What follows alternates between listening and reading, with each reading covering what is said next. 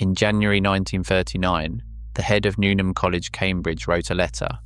She was writing to Alistair Denniston, the first director of an organisation then known as the Government Code and Cipher School.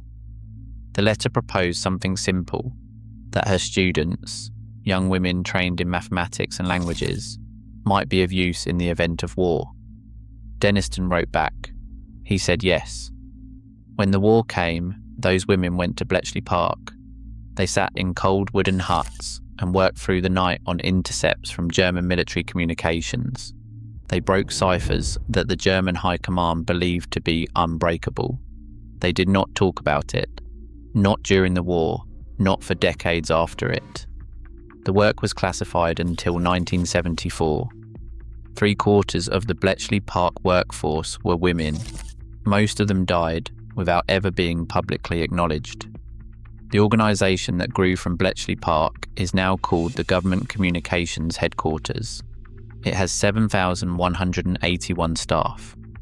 Its headquarters is a circular building in Cheltenham known as the Doughnut. Its annual budget is part of a £3.7 billion single intelligence account. And in May 2023, Anne Keast-Butler became its 17th director, a mathematician from Oxford, the first woman to hold the role in 104 years of history. The letter from 1939 eventually got an answer. This is GCHQ, and this is your life as every rank within it. Level 1, Intelligence Analyst, Entry. Starting salary, approximately £37,000 per year. You do not need a background in intelligence to join GCHQ. You need to be a British citizen. At least one of your parents must be a British citizen or have substantial ties with the United Kingdom. You must have been resident in Britain for the majority of the 10 years before you apply. And you must pass the developed vetting process, the highest level of security clearance available in the British state. GCHQ recruits from universities, from apprenticeship programs, and directly from industry. The agency looks for people who can process large volumes of complex information quickly, identify patterns that are not immediately visible, and communicate what they have found clearly and under pressure. A background in mathematics, languages, computer science, or engineering is useful. It is not required. The 5 mission areas of GCHQ are counter-terrorism, cybersecurity, strategic advantage, serious and organised crime, and support to defence. An intelligence analyst at entry level may work across any of these areas. You will not, in the early months, see the full picture of what you are contributing to. The intelligence world operates on a need-to-know basis. You see your part of it clearly. The rest comes with time and with clearance. The physical location of much of GCHQ's work is Cheltenham, Gloucestershire. The Doughnut opened in 2003 and replaced the previous headquarters at Oakley, also in Cheltenham. There are also offices in Manchester, Bude in Cornwall, Harrogate in North Yorkshire, and Scarborough. The location in Bude is one of the listening stations of the Composite Signals organisation, which provides the technical infrastructure for GCHQ's interception capability. Your starting salary as an entry-level intelligence analyst is approximately £37,281 per year, rising to approximately £40,300 after your first year. This is confirmed on the prospects career profile for intelligence analyst roles across the 3 agencies. You're employed as a civil servant. There is no uniform. There is no rank in the military sense. What there is, from the first day, is the knowledge that the work you are doing is not theoretical. The intercepts you analyse have been collected from real communications, in real time, from real adversaries. The intelligence reports you contribute to go to real decision makers. The gap between your desk in Cheltenham and the outcome of a national security operation is shorter than most people outside the building ever understand. Level 2, Intelligence Analyst, Developing.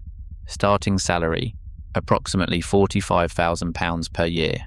At the developing grade, you have demonstrated the ability to work independently on complex intelligence tasks and to produce assessments that are used by other parts of the national security apparatus. GCHQ does not use the word analyst to mean someone who reads reports.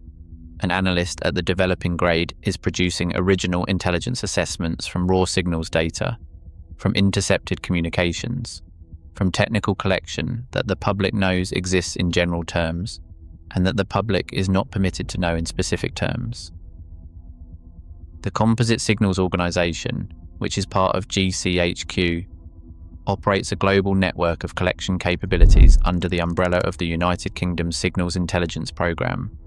This programme is one of the national intelligence capabilities covered by the Intelligence Services Act of 1994, the same legislation that formally acknowledged the existence of GCHQ after decades of official silence. At this grade, you may also begin to specialise. GCHQ employs linguists who work on specific languages and regions. It employs cyber specialists who work on offensive and defensive cyber operations. It employs data scientists who work on large-scale collection and pattern analysis. It employs engineers who build and maintain the technical systems that make the collection possible.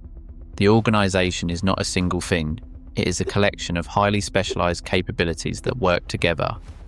Pay at the developing grade starts at approximately £45,000 per year, rising with experience and responsibility. If you enjoy seeing Britain's institutions explained one rank at a time, subscribe. We release a new documentary every week. And if there is an organisation you would like us to cover next, let us know in the comments. Level 3, Senior Analyst and Team Leader. Starting salary, approximately £50,000 to £65,000 per year. At Senior Analyst, you lead a team and take responsibility for a defined area of GCHQ's analytical output. The Senior Analyst at GCHQ is the person who owns the intelligence picture on a specific target, region, or threat. You decide what the team collects. You decide what the assessments say. You decide what goes upward.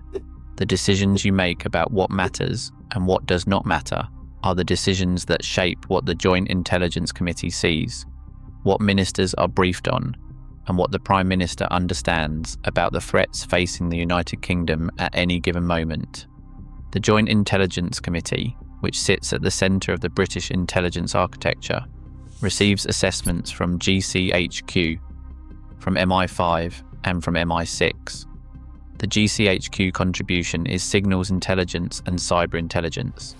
It is the technical dimension of the intelligence picture, what adversaries are saying to each other, how they are communicating, and what their communications reveal about their intentions. The senior analyst is the person who translates the raw intelligence into something that can be acted upon.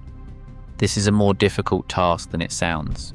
Raw signals intelligence is fragmentary, contextual, and often contradictory. Two intercepts from the same adversary on the same day can point in opposite directions. The senior analyst decides which one is more likely to be true, explains why, and puts their name on it. The senior analyst is also, at this point, managing the human dimension of the work. The people in their team are doing something that cannot be discussed with family, with friends, or with anyone outside the building. The work is often relentless. The tempo of modern intelligence collection does not respect weekends or leave rosters. An adversary who decides to move does not wait for a convenient moment. The senior analyst's job includes understanding when the people in their team are approaching their limits before those limits are reached. This is not a welfare consideration unique to GCHQ. It is a professional necessity. A team that is exhausted makes mistakes. In intelligence work, mistakes have consequences that go beyond the immediate task. Pay at this level runs from approximately £50,000 to £65,000 per year. Level 4, Deputy Director and Director General Divisional. Starting salary, approximately £65,000 to £100,000 per year. At Deputy Director level, you manage multiple teams and take responsibility for a significant portion of GCHQ's mission delivery.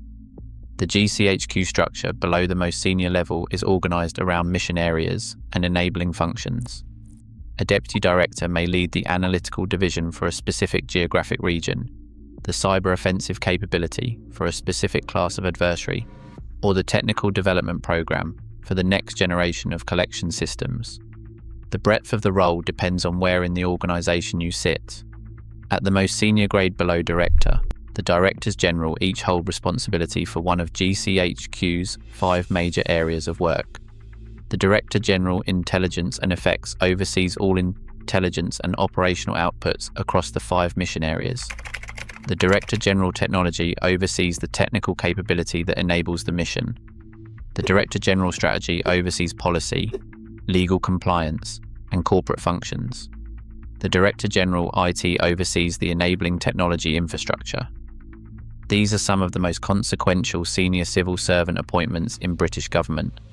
The people who hold them work on problems that the public does not know about, at a scale that the public does not understand, with resources that are not publicly itemised. The Deputy Director and Director General grades also carry a particular institutional responsibility. GCHQ is an organisation that most people in the United Kingdom interact with indirectly and understand incompletely. Its public communications are careful, limited, and deliberate. Its work is largely invisible. The people who lead it carry the weight of that invisibility. There have been moments when GCHQ has become briefly visible. The revelations by Edward Snowden in 2013 exposed the extent of the signals intelligence collection programs run jointly by GCHQ and the NSA. The public and parliamentary debate that followed led to the Investigatory Powers Act of 2016, which placed the legal framework for those programs on a more transparent statutory basis. The deputy directors and directors general who navigated that period were doing so while managing one of the most significant institutional crises in the agency's history. The ability to manage an organisation under that kind of pressure, while continuing to deliver the intelligence mission, is precisely what these grades are selected for.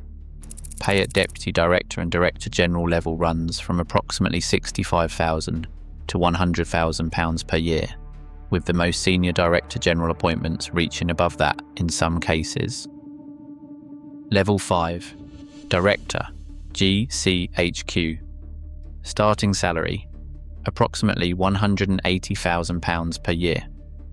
The Director of GCHQ is appointed by the Foreign Secretary and reports directly to them. The appointment is made with the approval of the Prime Minister. The Director also sits on the Joint Intelligence Committee and attends the National Security Council.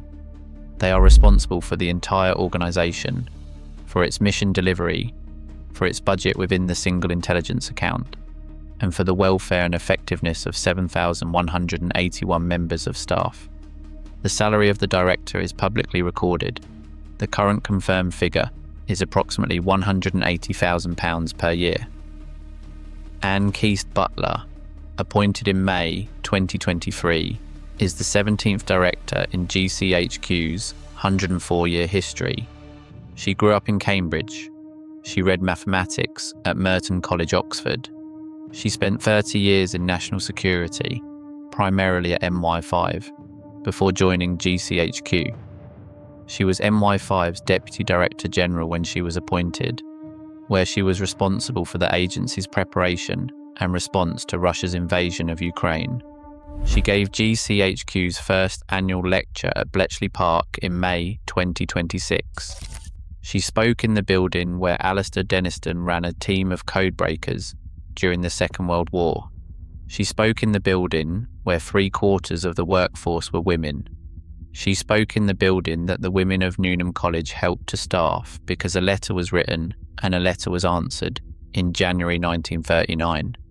The work that began there has never stopped. The adversaries have changed. The technology has changed. The scale has changed. The building has changed. The mission has not. The people who broke Enigma never expected anyone to know their names. Most of them never saw the impact of what they had done. But the organisation they helped build still protects Britain every single day. If you want to see how Britain's next great institution really works, from the very first day to the person at the very top, the next documentary is waiting for you. This is Rank Britain. We take Britain's most important institutions apart, rank by rank. Subscribe, and we will see you in the next one.